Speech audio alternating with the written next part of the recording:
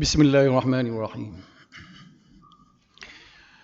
Alhamdulillahi rabbil alamin. Wal 'aqibatil muttaqin wala udwana illa 'alal zalimin. Wassalatu wassalamu ala imamil muttaqin wa qaidid du'ati wal mujahidin wa ala alihi wa ashabihi wa man tabi'ahum bi ihsanin ila yaumiddin. Alhamdulillah kita boleh sambung kuliah ulumul hadis. Cumanya saya nampak ada nota tu tak? Ada nota masing-masing tak? Clear pun tak ada suara ni. Ni. Baik, di samping nota tu saya tunjukkan juga ni. Kerana ada perkara-perkara tambahan hak tak ada dalam nota tu ada sini kan. Amal sehuraian. Sebab tu saya guna benda ni juga. Cuma ada nota tu lagi baiklah. Kita boleh baca benda ni dan besarlah harapan sayanya cuba perhati molek dalam kitab, dalam buku ni dan cuba ambil faham. Kalau tak faham, tanya selalu dah. Sebabnya kalau kita tengok benda ni kan, siapa satu pekat kita akan reti. Kita tahu gapo dia hadis. Sebab jarang orang yang mendalami bidang hadis ni. Tambah-tambah ini ulumul hadis. Seni ilmu dalam hadis ni. Dan insya-Allah lepas pada ni, para hadirin semua ni, kita boleh kecek debat hadis. Tahu kedudukan dia dan kita boleh buat disiplin diri kita menyebabkan kita tidak pakai lando tak tentu kali. Ya. Ini adalah satu kewajipan kepada kita sebab hadis ni bukan main-main. Kita kerja pada depan ni amalan Nabi sallallahu alaihi wasallam yang memberi amaran kepada kita ni, kalau kita baca hadis yang bukan daripada mulut Nabi, ancaman dia besar. Dosa besar, masuk dalam dosa besar. Kita baca benda yang bukan hadis, kita kata hadis, kita pergi sandar ke Nabi, baca pula atas masjid. Cuba bayang, buat dosa besar atas masjid. Imam Az-Zahabi dalam kitab Al-Kabair, dia masuk di antara 70 dosa besar. Kitab Al-Kabair tu dia ipu 70 dosa besar, 70 lebih. Di antara dosa besar ialah menyebarkan atau membaca hadis palsu. Jadi cuba bayang, jadi tarah dia supaya minum arak, supaya judi. Kita duduk atas masjid buat dosa besar. Bayang tu tak? Jadi dengan bila kita belajar gini, kita tahulah ke mana kedudukan hadis ni supaya kita boleh bina disiplin diri kita sendiri. Dan kita belajar ni bukan nak buat baluh dengan orang lah. Untuk diri kita. Untuk kita, anak beranak kita. Baik. Sama baru ni, kalau mengikut apa yang saya ingat lah, dalam muka surat 6 tu tak? Kita dengar kat muka surat 6 tu. Pembahagian ulumul hadis. Ya ke muka surat 6 Ya. Baik.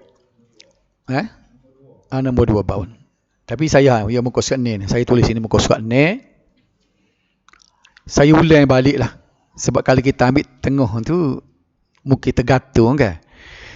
Secara umum ulumul hadis ni, ilmu hadis ni terbagi kepada dua, iaitu ilmu al-hadis riwayah dan selagi ilmu al-hadis dirayah. Riwayah dengan dirayah. Jadi saya akan tunjuk contoh. Hak tak ada dalam buku ni nanti contoh. Hak mana riwayah, hak mana dirayah. Jadi secara carta ni, kita boleh bagi dua gini, ulumul hadis, ilmu al-hadis riwayah, ilmu al-hadis dirayah.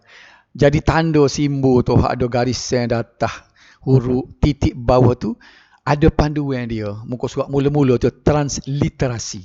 Dia mewakili huruf-huruf Arab kan. Huruf ta, huruf ti, titik bawah. Bila huruf ma, dia ada garis datah. Jadi menyebabkan kita, walaupun baca rumi, kita boleh baca panjang pendek dan mengikut huruf yang betul. Cuba tengok ni, bisa disebut al-hadis. Huruf ha tu dia ada huruf h titik di bawah. Al-hadis riwayah. Nampak tak? Satu lagi ialah ilmu hadis dirayah. Kita pergi 2.2 sini. Ilmu al-hadis riwayah ialah satu cabang ilmu yang mengkaji tentang periwayatan hadis-hadis Rasulullah dari segi teksnya seperti memahami lapas-lapas yang terkandung di dalamnya. Jadi bila ngaji hadis riwayah ni, kita nak faham apa dia matan hadis tadi. Bila dia sebut hadis, kita nak tahu lapas dia. Bila dia sebut bunyal Islam misalnya, bunya tu apa dia? Apa makna Islam? Jadi benda tu dia bincang dalam ilmu hadis riwayah. Pengertian ungkapan-ungkapannya. Kita nak tahu ungkapan, sebutan dalam hadis tu. Jadi, semua ni dibincang dalam hadis riwayah. Lepas tu dari segi kaedah pemindahan. Hadis ni dia pindah kepada satu orang yang lain perawi tu, dia pindah lagu mana? Dia pindah secara dengar ke ataupun secara diambil daripada begitu saja. Jadi sini kita boleh tengok, misalnya dalam setengah hadis dia sebut sami'tu. Apa dia makna sami'tu? Aku dengar sendiri. Ada hadis yang lain pula dia sebut an. Misalnya an Abi Hurairah, daripada. Jadi perkataan an dengan sami'tu tu dalam ilmu hadis riwayah dia bincang hok mana gagah dua ni. Tentulah gagahnya sami'tu. Aku dengar sendiri orang ni meriwayatkan hadis. Ada tadi dia sebut daripada. Daripada lagu mana tak tahu. Dia dengar sendiri ke ataupun dengar orang royak. Tak. Semua ni dibincang dalam hadis riwayat. Faham situ tak? Kalau tak faham tanya lalu dah. Boleh sekat tengah jalan berkecek dah. Okey. Ilmu hadis dirayah pula ialah suatu ilmu yang mengkaji tentang hakikat riwayat. Dia tidak bincang masalah hadis tu bunyi lagu mana. Dia bincang syarat dia, jenis-jenis serta rijal. Jadi satu perkataan ni bila disebut rijal, maknanya perawi. Orang yang meriwayat tu belah mana. Ia juga termasuk kajian tentang hadis daripada aspek penerimaan dan juga penolakan serta kepahaman tentang nas atau teks hadis. Jadi bila ada satu riwayat, hadis ni kena tolak ke ataupun boleh terima. Itu dia bincang dalam dirayah. Misalnya bila dia nak dalam perbincangan dia sebut rijal hadis tadi, perawi hadis. Misalnya nama dia Yahya bin Ma'in misalnya. Perawi hadis tengah-tengah jalan tu nama Yahya bin Ma'in. Dia bincang Yahya bin Ma'in tu orang setara mana. Orang boleh dipercayai ke tidak boleh dipercayai. Kalau dia ni boleh dipercayai, sejauh mana kekuatan ingatan dia. Itu semua dikaji oleh ulama-ulama hadis. Dia buat satu buku khas nak mengenal seseorang perawi di dalam meriwayatkan hadis itu. Ini dibincang dalam ilmu hadis dirayah. Kita akan perinci benda ni bila sampai depan nanti dah. Ini sebagai latar belakang dia. Boleh beza tak antara riwayah dengan dirayah? Berdasarkan definisi di atas, ia menggambarkan bahawa ilmu al-hadis riwayah lebih menekankan soal periwayatan hadis semata-mata, sama ada dari sudut tulisan, hafalan dan huraian. Dia tengok teks hadis itu ialah riwayah. Baik. Ulama pertama yang menghasilkan karya dalam bidang ini ialah ini ulama pertama ialah seorang tabi'in. Nama dia ialah Ibnu Syihab Az-Zuhri. Ini ulama pertama yang memperkenalkan bidang ini ialah Ibnu Syihab Az-Zuhri.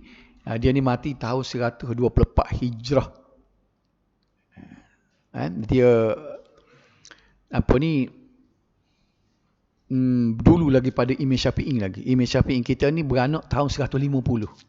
Dia mati dah 124. Sebab dia tabi'in. Tabi'in ni orang yang dah jumpa dengan sahabat. Okay? Dia tak ada jumpa dengan Nabi. Dia jumpa dengan sahabat. Jadi dia ngaji dengan sahabat. Dia ni anak murid kepada sahabat. Kalau dia jumpa dengan Nabi, dia panggil sahabat pula. Jadi hak tak ada jumpa dengan Nabi, tapi dia dah jumpa dengan sahabat, dia panggil tabi'in.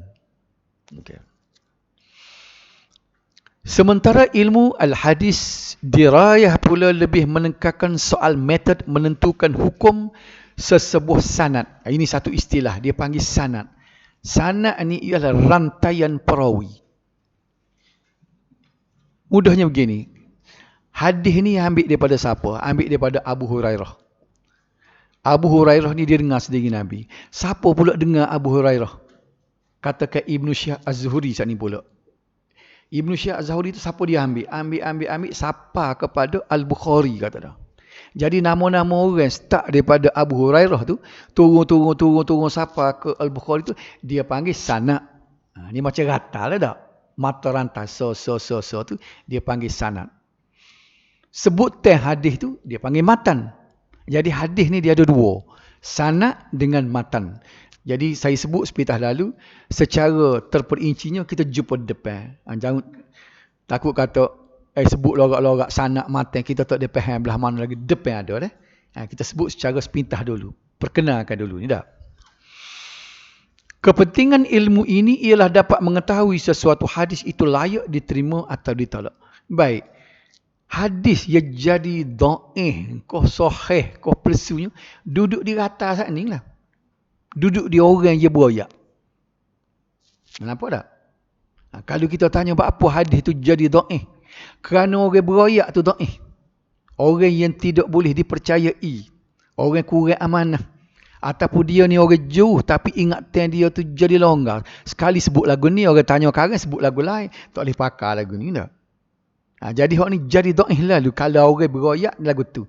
Tapi kalau orang ni orang yang otak dia mana dia memang ingatan dia kuat, dia pula amanah ni orang warak, maka hadis tu jadi sahih.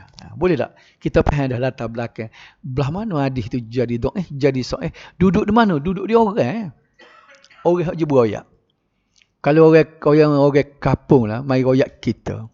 Dia kata kereta aksiden tadi. Pak-pak dia tu, dua-dua belaga, dua-dua butir tayar ke atas langit belakang dah. Siapa dia royak kita tanya. Dia sebut nama orang tu. Kita kata, boleh pakai ke dia ni. Duk kecek dengan dia. Kalau 10 kau, 8 je hak belawak tak? Nampak tak? Kalau tanya siapa dia royak. Ustaz ni royak. Kita pun duk biasa tengok. Boleh percaya. Nampak tak? Kita nak percaya cerita, tak cerita tu bergantung pada orang je beroyak.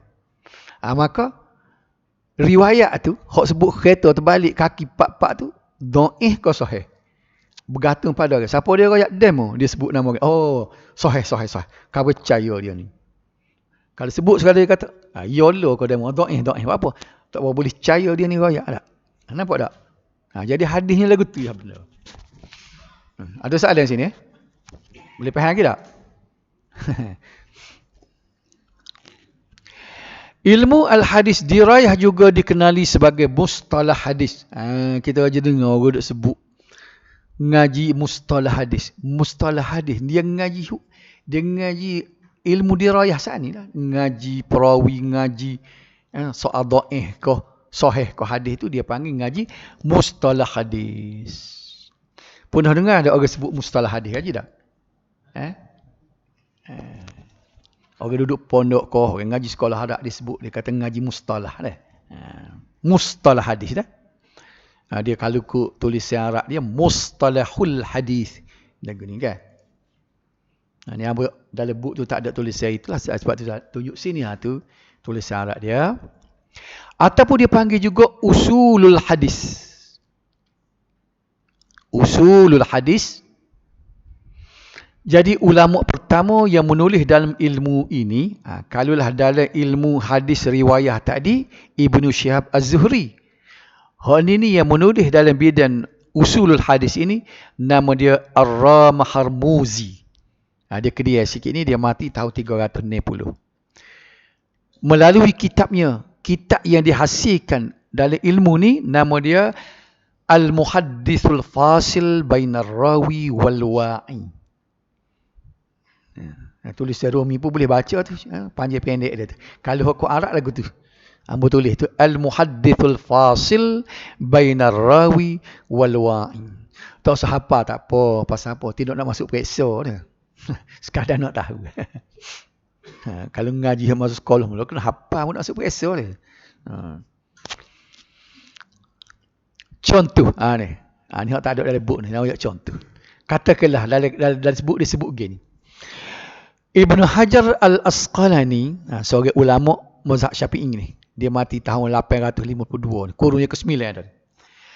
Melalui kitabnya Taqribut Tahzib melabelkan siqah, mana boleh dipercayai kepada perawi Khalid ibn al-Haris.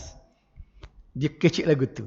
Ibnu Hajar kata dalam buku dia Taqribut Tahzib, dia kata Khalid ibn Haris ni seorang perawi yang siqah. Apa makna siqah? Boleh percaya. Ini gapo dia ni? Riwayah ke dirayah lagu ni? Dirayah lah lagu ni. Sebab dia membicarakan tentang perawi. Kita tengok soal lagi pula. Hadis ini menggunakan lafaz sami'tu Rasulullah. Aku telah mendengar Rasulullah, menunjukkan bahawa Abu Hurairah mendengar sendiri hadis tersebut daripada Rasulullah, bukan melalui perantaraan. Ini dia panggil riwayah. Nampak ada beza tu. Hak tadi dia membicarakan ilmu dalam bidang dirayah. Kalau hak ni, hak B ni dalam bidang riwayah. Baik. Ilmu hadis dirayah sebagaimana yang kita tengok tadi, hamba sebut tadi, dia sebut juga usulul hadis, dia sebut juga mustalah hadis. Tapi dalam tiga-tiga ni, hak popular sekali orang duk sebutnya, hak ni. Mustalah hadis. Walaupun orang sebut juga ilmu hadis dirayah, ataupun orang sebut juga usulul hadis, dan orang sebut juga mustalah hadis, dalam tiga-tiga ni hak popular sekali, hak paling terkenal ialah mustalah hadis. Okay. Oleh kerana ilmu al-hadis dirayah merupakan ilmu yang mengkaji metod ni cara-cara bagi mengenal pasti penerimaan atau penolakan sesebuah hadis, sama ada daripada aspek sanad ataupun matannya. Matan ni teks, sanad tu rangkaian perawi tadi. Maka tumpuan dan keperhatian yang tinggi telah diberikan oleh ulama hadis terhadap ilmu ini. Jadi ulama banyak tumpu kepada ilmu hadis dirayah ataupun mustalah hadis ini berbanding dengan ilmu hadis riwayah. Sebab apa? Sebab ilmu ni lah yang boleh menentu sesuatu hadis itu sahih ke tidak. Riwayah tak boleh menentu. Faham? Okey. Keadaan ini telah melahirkan beberapa jenis ilmu lain yang bertujuan memantapkan lagi ilmu tersebut dan seterusnya mencapai objektif bagi mengenal pasti sesuatu hadis itu diterima atau ditolak. Jadi tujuan ngaji ni, bila jumpa hadis tu, kita nak terima kau kena tolak. Apa nak tolak lagu mana, nak terima lagu mana? Melalui mustalah hadis. Ngaji mustalah hadis ni lah menyebabkan orang yang boleh kenal sesuatu hadis untuk terima ataupun tolak. Nampak sini dah? Ada soalan ni? Hamba agak faham lah kalau dia tak ada tanya ni. Cikgu Ding, mana? Boleh? Nama kita Syok Sorang Duk Raya. Faham dah? Boleh? Okey lagi. Boleh lagi? Maka daripada ilmu mustalah hadis ni, kerana dia mustahak, dia kena ada ilmu-ilmu lain cara nak kenal hadis tu pula. Dia pecah kepada beberapa jenis antaranya. Bukan semua ni. Kutik sikit je. Dia panggil ilmu rijalul hadis. Ilmu rijal hadis maknanya ilmu tentang biografi perawi-perawi. Tahu dah biografi, sejarah hidup dia, latar belakang dia, ngaji mana. Ni. Jadi usaha ulama dulu, dia buat buku. Dia buat buku sebuti bermula dengan cara abjad. Semua perawi, bukan di zaman sahabat saja, suk-suk siapa ke zaman mana pun, ada dalam buku dia tu nama orang, sebutlah nama siapa perawi, cari, dia akan cerita orang ni beranak mana, lahir mana, ngaji mana. Faham? Ilmu rijalul hadis. Yang kedua, ilmu jarh wa ta'dil. Apa dia pula ilmu jarh wa ta'dil ni?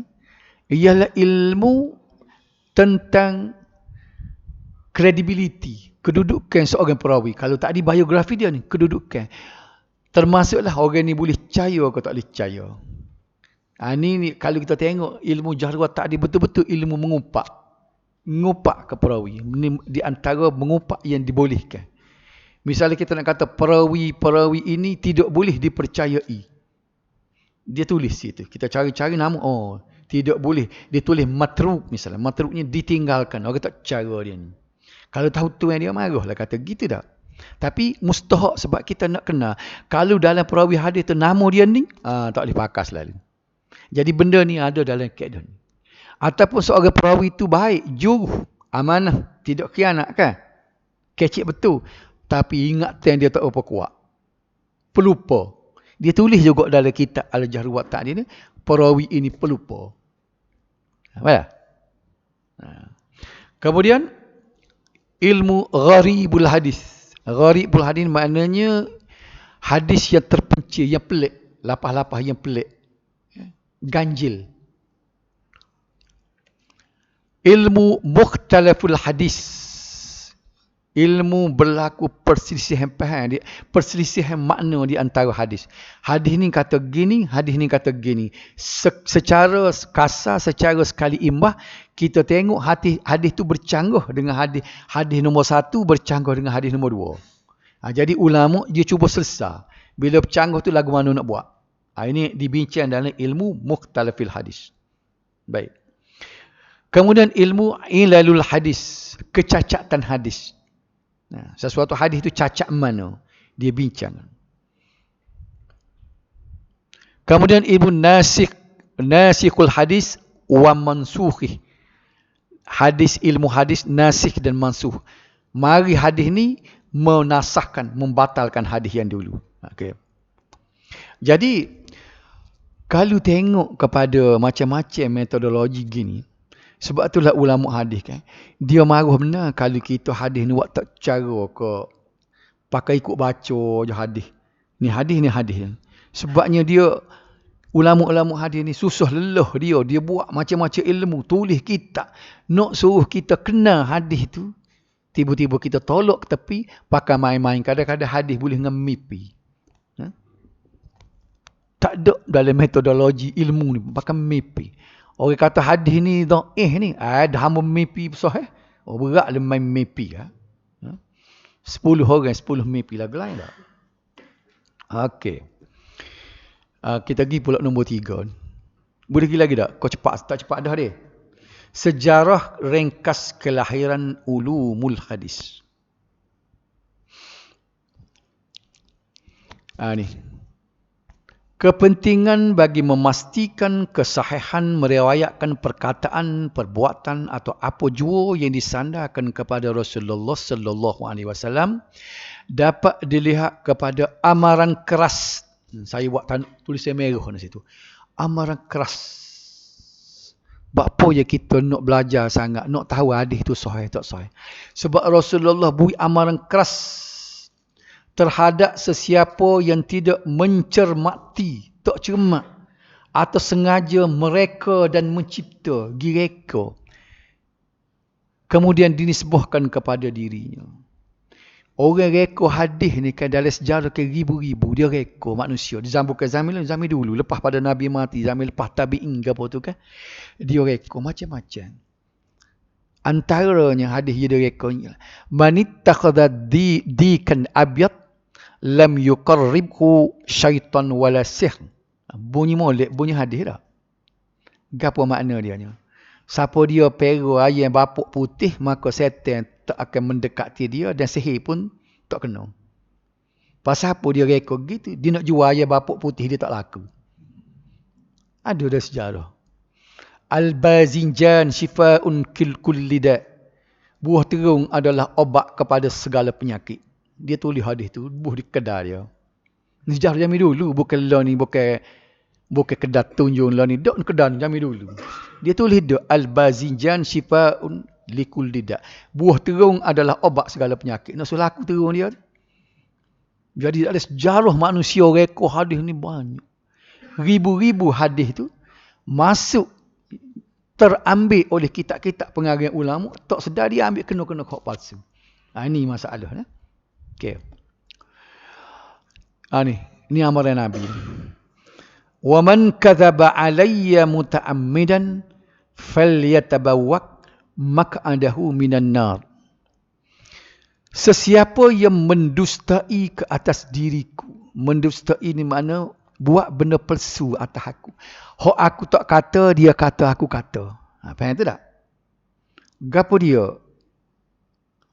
Akibatnya Nabi kata maka bersedialah tempat tinggalnya di dalam neraka. Masuk neraka.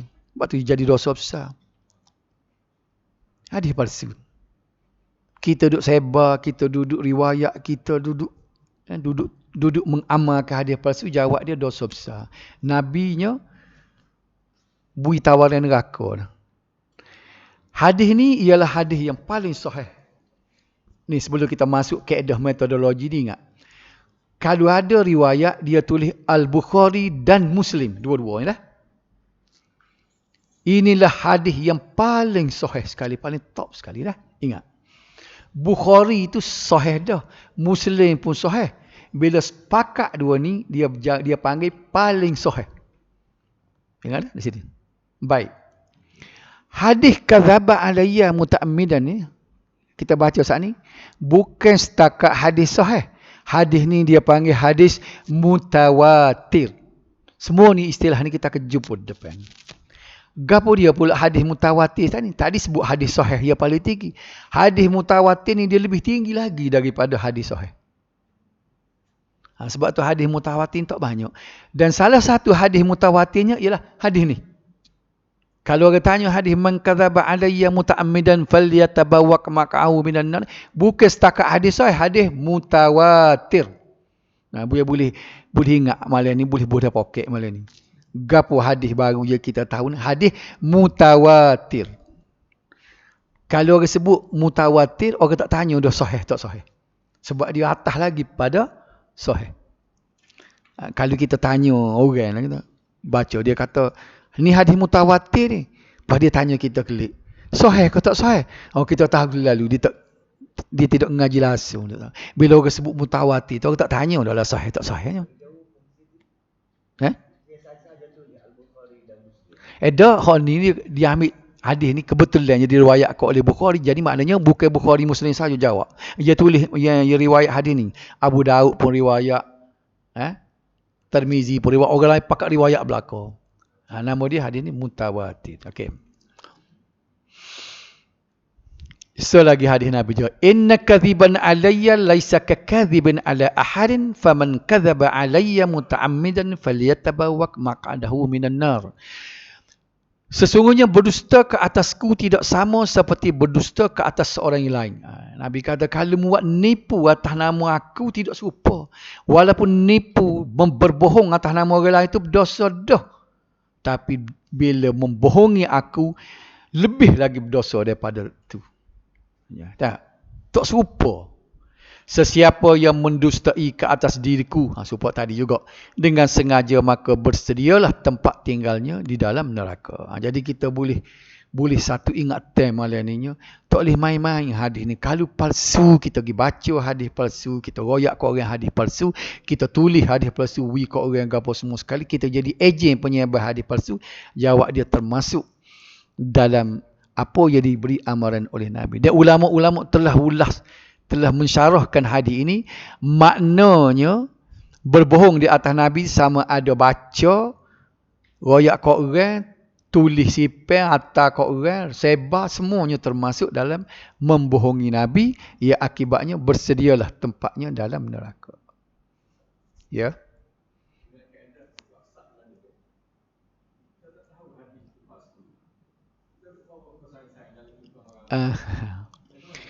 Dia gini ni kan. Cuba kita break dulu kan. Kalau benda hadis tu, kalau dia tidak royak periwayat kan, cuba jangan sebar. Sebab gini, ada hadis Muslim dia sebut dah. Kafa bil mar'i kadiban an yuhadditha bima kullima sami'a. Nabi kata ni hadis Muslim, hadis sahih kan. Dia kata cukuplah seseorang itu boleh menjadi pendusta, jadi penipu Dengan cara dia sebar, apa saja dia dengar. Biar kita ada disiplin lah ni. Ikut dia dengar, ikut dia orang atas. Dengar supaya atas dia dah. Kita dengar orang, kita tengok, comel ni. Kita pun nak sebar ke orang, forward ke grup lain dah. Cuba ambil inisiatif malam ni, cuba beri dulu. Tanya khabar dulu. Takut termasuk dalam Nabi kata, cukuplah. Padai mu jadi orang pelawak dah Nabi kata. Lagu mana? Mu sebar, ikut apa mu dengar, apa ikut mu boleh. Cuba tengok misalnya kalau kita ambil dalam Facebook Dr. Muhyiddin misalnya tu. Boleh lah nak sebarnya dah. Tapi kita tak tahu mari mana. Berasa sedap. Takut termasuk dalam hak sana. Break dulu ni.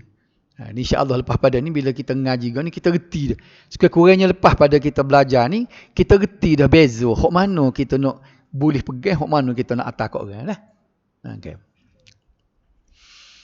Ni saya nak tunjuk contoh. Ambo nak tunjuk contoh ni sana. Sini tak apa, tak ada tikmi mungkin ni dah. Buku khutbah nikah yang diterbitkan oleh pejabat Qadi Besar Kelantan. Siapa dia ada majlis akad nikah, cuba perhati, ada buku biru. Buku biru hak kulit kerah tu tikmi bawa semua. Dia baca khutbah nikah dah. Bismillahirrahmanirrahim. Alhamdulillah. Dia baca dia dah. Innahmadhu wa nasta'inuhu. Semua dia baca tu. Dalam tu dia akan sebut hadis-hadis dia. Pada halaman 5. Tu dia ingat. Cuba klik pergi Pak Tikmi mungkin tengok. Muka surat 5, buk biru dia. Pernah tengok dah buk dia? Orang lain lah menikahnya, kita tak menikah dah dah. Ketika dia dalam majlis akad nikah, kita tengok buk biru dia bawa tu tak? Tengok halaman 5. Dia bunyi lagi ni. Ni ambil buk dia. Sabda Nabi sallallahu alaihi wasallam. Raka'atan minal mutazawwij afdalu min 70 raka'atan minal azab. 2 rakaat sembahyang orang yang berkahwin lebih afdal daripada 70 rakaat sembahyang orang bujang. Maknanya kita orang nikah ada bini ni, kita sembahyang 2 rakaat lebih baik daripada dia sembahyang 70 rakaat. Sedap bunyi hadis tu tak? Hadis ni sebenarnya dia nak menggalakkan orang berkahwin. Tapi palsu.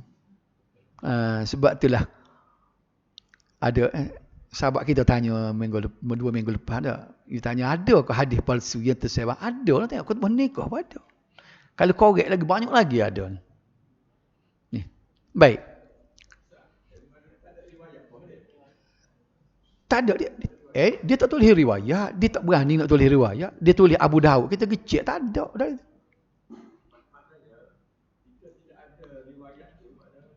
Kita boleh ragu dulu. Dia sebab tu kaedah kita nak royak hadis, kau kena royak riwayat. Supaya orang boleh cek dalam buku hadis. Jadi dia tulis gini. Dia tak royak riwayat. Sabda Nabi sallallahu alaihi wasallam beruh-beruh kau royak gitu. Baik, kita nak tahu hadis ni, ya kita kata palsu ni, bukan kita. Kita tak ada kudrat. Alim setahu mana sangat kita nak kata palsu tak palsu ni. Kita kena bersandar pada ulama hadis. Cuba tengok ni. Bila kita cari dalam kitab dia. Pertamanya kita cari dalam kitab Asy-Syaukani. Asy-Syaukani sebut hadis ini tidak diketahui dan perkabarannya adalah batil hadis tadi. Batil ni palsu. Perkataan batil ni juga maknanya palsu lah. Dalam kitab ni mana? Saya ambil buat gini ni boleh ni. Boleh tengok ni. Kalau nak cek ni. Nama kitab dia Al-Fawaidul Majmu'ah fil Ahadithil Mawdu'ah. Muka surat 120. Ni hamba buat gini buat tisih hamba dulu ni. Masa tisih ngaji dulu ni. Tajuk hon ni. Jadi, ia boleh ambil lagi. Dah kita buat kajian mula. Moga nak so buat tisih mula. Cari dah. Kita letih dah nyari mulanya. Cuma ambil. Ada ni dah. Ni. Jadi. Dalam kitab ni. Halaman 20. Siapa dia? Nama dia Muhammad Ibn Ali Asy-Syaukani. Nama penuh dia dah. Okey. Kita tengok orang lain pula. Al-Albani pula.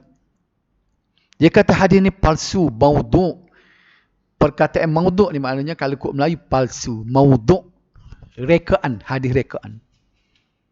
Dalam kitab dia Silsilatul Hadis Ad-Dha'ifah wal Mawdu'ah. Pada tu kali kira dua ada soal lagi. Ibnu Jauzi pula dalam Al-Mawdu', Dalam Al-Mawdu'at. Halaman 42 jilid 3. Dia sebut hadis ni adalah palsu. Ambo tak bosan lagi. Imam Suyuti sendiri dalam kitab Al-La'ali'ul Masnu'ah fil Ahadithil Mawdu'ah juga kata hadis ni palsu. 4 orang ulama hadis kata palsu. Jadi kita nak kata guana lagi. Jadi apa akibatnya? Tu email yang baca tu termasuk dalam hak tadi, dosa. Dan ada zaman pergi pak majlis nikah ditupak satu kali tu. Tu email siap syarah nak pula. Dibaca hadis tadi, awak start daripada jawab nikah saat ni, maka bermulalah semaya awak 70 kali ganda daripada orang yang tak nikah lagi. Sedap syarah lah dia. Lepas tu email pun tak tahu dah. Orang jabatan agama, jabat qadi itu tidak cermat.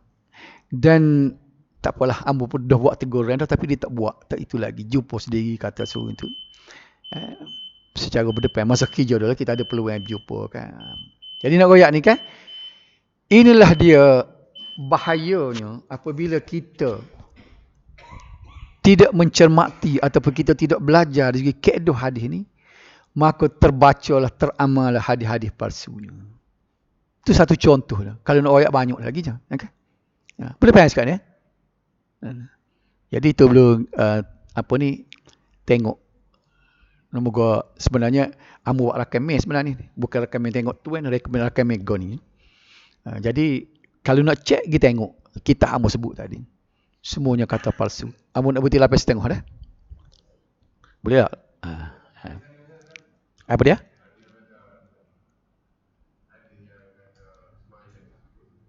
Tak ni bunyi hadis tadi. Bukan. Hak tak ada dalam kitab tak? Nanti saya back dah.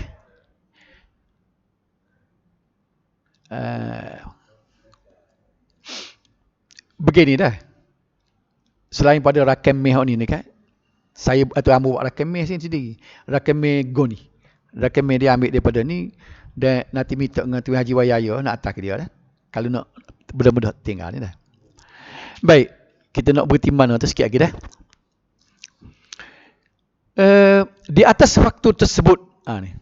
Atas dasar dia tengok hadis palsu ni berlega banyak dan Nabi pula wilananya kerahnya, maka mendorong sahabat dan tabi'in. Sahabat ni orang duduk bawah dagu Nabi.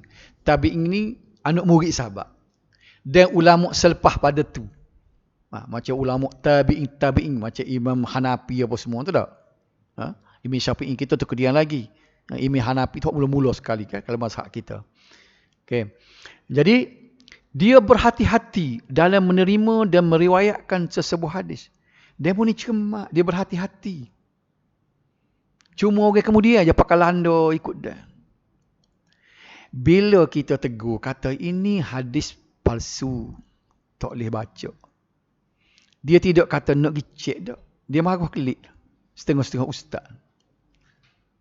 Ambo dengar dah dia sebut dia kata. Orang learning je dia kata. Ada hadis sahih, hadis palsu, hadis dhaif. Zaman Nabi mula tak ada dek dia pakai hadis tu dia kata. Tengok. Dia cuba nak lari daripada tu. Dia tak si nak cek klik kalau orang kata gitu. Sepatutnya kita cek pasal benda ni bukan main-main. Itulah sebabnya bila keadaan lagu tu dia cuba nak buang metodologi ni, kaedah nak mengesah hadis ni, dia cuba tolak tepi, maka dia cari kaedah lain. Kaedah nak dapatkan hadis melalui mimpi. Mimpi. Adalah Maulana dia, Kutuk Syekh dia ni pula. Bila dia kadang-kadang dia mari jumpa Nabi secara yaqazah. Secara sedar mari. Tanya Rasulullah. Ada ketubik dalam video baru ni dia kata, orang dulu bila nak tahu hadis sahih tak payah tengok buku ulama buat, selok tabir kat tanya Rasulullah, jadi Rasulullah mari. Rasulullah hadis ni sahih tak sahih? Sahih. Tak sudah royak lah dalam kitab Imam Suyuti kata dhaif tak dhaif, aku tanya sendiri Rasulullah. Bila aku selok tabir jumpa Rasulullah. Bapa dia jadi gitu? Sebab dia nak tolak tepi benda-benda gini. Benda-benda yang metodologi, kaedah yang dibuat oleh ulama. Ulama-ulama Imam Syafi'i lah orang mula-mula sekali memperkenalkan hadis dhaif, hadis sahih gapo ni kan. kita akan jumpa depan dia orang mula-mula. Walaupun dia tidak tulis dalam kitab khusus, tapi dalam kitab dia, kitab Risalah dengan Al-Um dia dah kemukakan benda-benda gini. Jadi tak kita nak tolak kaedah yang Imam Syafi'i buat tu, nak kena hadis guna cara kaedah ilmu, tiba-tiba tolak ni pakai mimpi, pakai selok tabi jumpa Rasulullah gitu. Faham lagu? Nampak tak? Sini. Jadi itulah dia. Jadi bila kita faham keadaan lagu ni, kita kena tengok sebagaimana disebut oleh generasi dulu, kenalah berhati-hati. Hasilnya telah melahirkan, kita nak pergi kat perenggan ada, berbagai-bagai ilmu dan metodologi dalam usaha menapis dan memeriksa sesebuah hadis sebelum ia diterima dan dijadikan hujah dan hukum. 2 minggu lepas sama disebut dah, kalau hadis tu sahih, maka kita bina ilmu fiqh kita pun sahih lah dah. Kalau kita jumpa hadis tu hadis dhaif ataupun hadis palsu, lepas kita pergi benda hukum, kita kata ni hukum kata gini, mana hadis, kena-kena ke hadis palsu, maka amalan kita pun jadi palsu juga. Ini mustahak. Okay.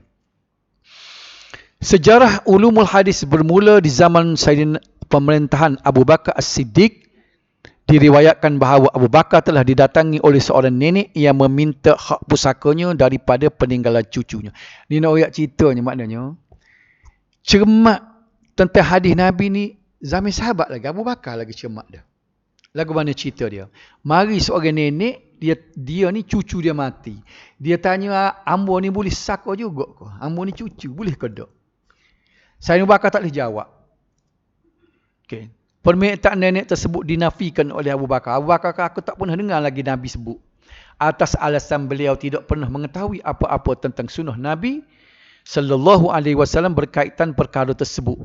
Dia kata, aku tak dengar lagi Nabi kata nenek ni boleh saka cucu. Saya tak? Dia tak berani. Namun kemudian beliau bertanya kepada para sahabat. Dia tanya, ada ke orang lain dengar yang Nabi bersabda mengenai dengan nenek boleh saka cucu? Lalu nama seorang sahabat, marilah seorang sahabat nama dia Al-Mughirah bin Syu'bah menyatakan bahawa beliau pernah mengetahui daripada Rasulullah sallallahu alaihi wasallam bahawa nenek akan menerima 1/4 daripada harta yang dia warisi daripada cucunya yang telah mati. Al-Mughirah kata, biarlah, Abu Bakar tak pernah dengar, tapi aku dengar. Nabi kata nenek boleh 1/4. Baik, tengok sikap Abu Bakar. Padahal Al-Mughirah ni sahabat Nabi, dia percaya, orang berjuru. Tapi dia nak cek. Abu Bakar tidak terus menerima pernyataan Al-Mughirah. Sebaliknya mendapatkan saksi terlebih dahulu. Dia tanya, takut-takut orang lain ada juga. Takut salah Al-Mughirah tadi. Faham tak? Maka tampillah Muhammad ibn Maslamah sebagai saksi yang membenarkan pengakuan Al-Mughirah. Nampak tak? Gapo kita nak tengok sini? Nak tengoknya cemaknya sahabat tu. Dia tidak terus terima. Padahal boleh percaya dah Al-Mughirah seorang. Takut-takut berbagai kemungkinan terlupa ingatan kau. Mana dia ada lagi curiga. Maka dia buat counter check. Jadi disiplin lagu ni lah. Ia terus menerus ada kepada golongan terkemudian ulama-ulama hadis sampai ke generasi sekarang ni. Orang yang betul-betul ia pelihara hadis ni, dia akan cemak dan tidak dia lontar, dia terima, dia orang panggil gawa pakai landa aja. Sabda Nabi sallallahu alaihi wasallam pakai baca gitu. Jadi kita kena ada disiplin hari ni supaya bila sebut hadis ni kita biar cemak dulu, biar kita tahu benda tu biar sahih betul. Antaranya bila sebut riwayat, hadis sahih riwayat Muslim, hadis sahih riwayat Abu Daud, bolehlah kita nak sebarnya. Kalau dia tulis dengan tak ada riwayat, nanti dulu bertanyalah kita kepada orang yang reti dulu. Boleh tak? Abu Bakar pun terus menunaikan hak nenek tersebut. Kalau buti sini mana? 3.3. Baik, buku soalan ada tak?